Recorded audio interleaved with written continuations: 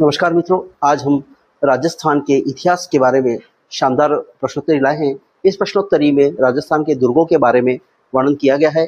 इसका जो पहला प्रश्न है वह है सिवाना का दुर्ग किस श्रेणी का दुर्ग है। तो इसके जो विकल्प हैं, ए है धानवन दुर्ग, बी वन दुर्ग, सी औदुक दुर्ग और डी पारिख दुर्ग। तो सिवाना का दुर्ग है वह वन दुर्ग की श्रेणी में आता है, इसलिए इसका जो राइट आंसर होगा वह बी वन दुर्ग होगा।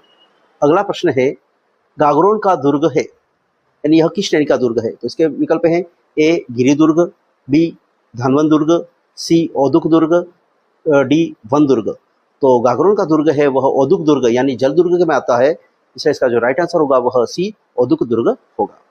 अगला प्रश्न है यूनेस्को की वर्ल्ड हेरिटेज साइट में कितने दुर्गों को शामिल किया गया है।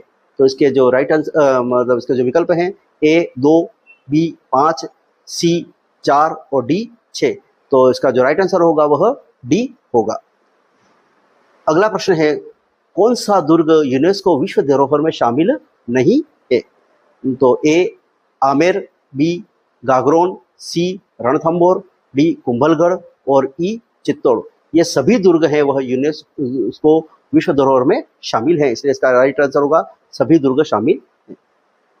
अगला प्रश्न है राजस्थान में दुर्गों की स्थापत्य कला के विकास का प्रथम उदाहरण किसकी खुदाई में मिलता है। तो इसके जो विकल्प हैं, ए आहड़, बी गिलुंड, सी कालीबंगा और डी बैराठ। तो इसका जो खुदाई के जो अवशेष मिलते हैं वह स्थापत्य कला के विकास के दुर्गों के, उसका जो राइट आंसर होगा वह सी कालीबंगा होगा।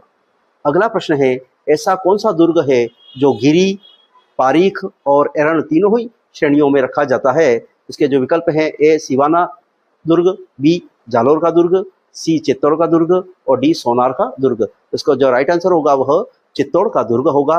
यह चित्तौड़ का दुर्ग है वह एरन और गिरी और पारीख इन सभी श्रेणियों में रखा जाता है। धन्यवाद मित्रों, नमस्कार।